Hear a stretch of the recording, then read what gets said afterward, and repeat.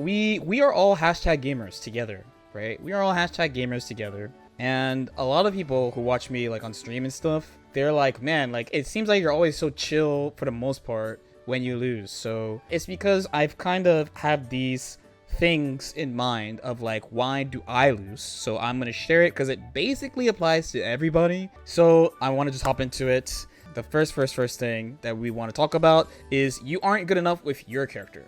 So this is the, let's say a new game comes out, or you just started a game that other people have been playing. So, you know, I played Milia, but let's say I go, fuck Milia, she sucks. So let's say I start playing Giovanna and I'm losing a bunch of games. The very easy thing I could point at is I'm not good enough with Gio because she's new, or I haven't put enough time into her. This one is pretty easy to identify, and it's pretty easy to fix because it's just you're not good enough to character. So things like better pressure sequences, better combos, better mix-ups, what to do in certain situations you'll get over time just by playing the character. This one's actually a pretty easy one to deal with. Most people get over this one generally in a decent amount of time.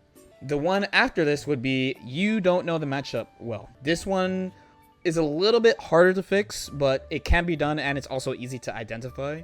So when a character is doing stuff that you don't understand, so Leo is a pretty good example of this too. One thing that people don't know about Leo is that not all of his knockdowns are created equally. So like when he knocks you down with this, it's basically, it doesn't mean shit.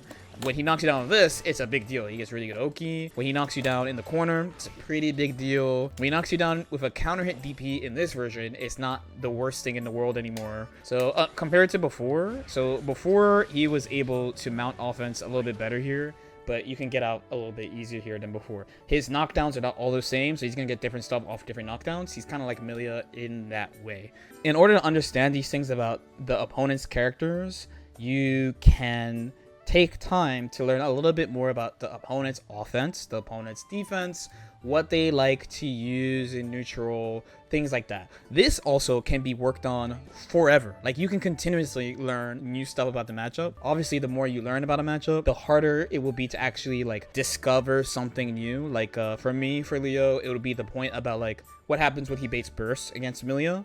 It's not something I really started taking into consideration until like a couple of weeks ago. And if you don't know, if he takes Milia's burst in round 1 and he hits you in round 2, you probably lost. So that's like the main reason why I don't think it's a good matchup for her. You really can sit there and learn stuff about matchups basically forever, and that's why in some games like Third Strike or Accent Core or something, the level looks so insane because they just keep pushing. They really keep playing the games and keep pushing. These next two are kind of hard pills. The first two are pretty nice, by the way, right? The first two are like, you're not good enough with your character. That's cool. Pretty easy to fix. Motivational, right? Oh, I can get better, right? The third one is where we get a little bit messy, and you have to start being really objective about this, okay? This one is the matchup is actually not a good matchup. In games, fighting games, you'll hear people say this very lazily, or like say their character's not good enough, or say the matchup is bad. It's very lazily and not act on it. So you, the person who's watching and liking the video and subscribing to the video and sharing with their friends, you have to be very objective with this. You would have to be a good level with your character, and you would have to know the opponent's character before you're like, this matchup is probably not that great. There are a lot of people like on Twitter and stuff who are just really quick to say that like this character is broken and beats all the characters and things like that. That happened with Ram when the game came out. Soul was like that, where people are just really quick to make that judgment. So don't do that, because then you're not going to take responsibility. Just do your best, and then after like a couple months, you might be like, you know, let's take my case, right? The general characters I lose to in tournaments are Nago, Leo, and Potemkin, and to a lesser extent Gio. These are like the main characters I actually lose to. Most matchups I'm pretty confident in, and I do a good job. I run into these characters quite a bit, and I have losing records against all three. Not Gio, but a lot of my good performances in tournaments are either I just don't run into the characters at all, or I only run into them like one time, as opposed to playing them multiple times or back to back. So after playing it a lot and like improving with my character and studying these characters, I'm like, this is kind of a struggle for me, and maybe it's a struggle for the character. So number 4 is an even harder pill to swallow than the previous one. Your opponent might just be better than you. Like, if you think the matchup is fair and you think your knowledge of the matchup is good, sometimes you just have to admit the person is better than you on that day. But sometimes it really just be like that. For example, if you play Axel and you're losing to a Zato, most people think that Zato loses to Axel. If a Zato beats you like 5-2, can you get mad? The other player might just be better right now, and you have to just go back and work on number 1 and number 2. Get better of your character and get better against Zato. This one is a really tough pill to swallow, but sometimes they're better.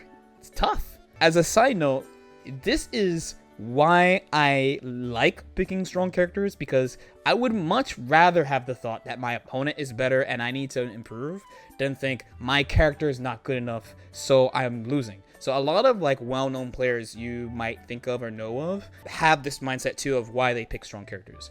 It is a much better feeling to be like, you know what, this dude outplayed me. Like in this spot, he did this good thing. In this spot, he was ready for this. Like he knew about this setup that I know was a trick, but I went for it anyway. Like it's way better to have that and just be like, okay, I can just get better, than be like, oh, you know, this is like an 8-2 matchup. So for some people, this one is really tough because then you have to admit that you're just not good enough. And then there's one more factor. The best way I would call it is like outside of the game factors. Like, you know, you didn't sleep very well, or like, let's say you're playing in person and you can't hear, and then you're playing against Faust, so you can't hear what's going on. You very often cannot use this as a reason for why you lost, but it is there. Like, that's a thing that can happen. So why Faust? Because he has item throws, right? Not only do you need to hear him say that he's throwing it, but you need to be able to hear like the bomb going off or mini Faust walking around or things like that. If you don't have that cue, it can be pretty tough to fight against him. So these things do happen, but like it's not that common. I will not say his name, but we used to meme this dude. He was like, yeah, it's Friday, so I can't play. Like, I'm just bad on Friday. You know, normally at home, I play with a lazy boy, and at tournaments they have these fucking stools. Like, there's no way I can get into my optimal position to playing games. I'm like, son, you play like this. Like, he'd be leaning forward, gamer neck activated. Don't do that to your neck, by the way. The chair has nothing to do with it. Come on, son. This last one is not that common, but sometimes it is a thing. It is a thing. Any questions? Any questions?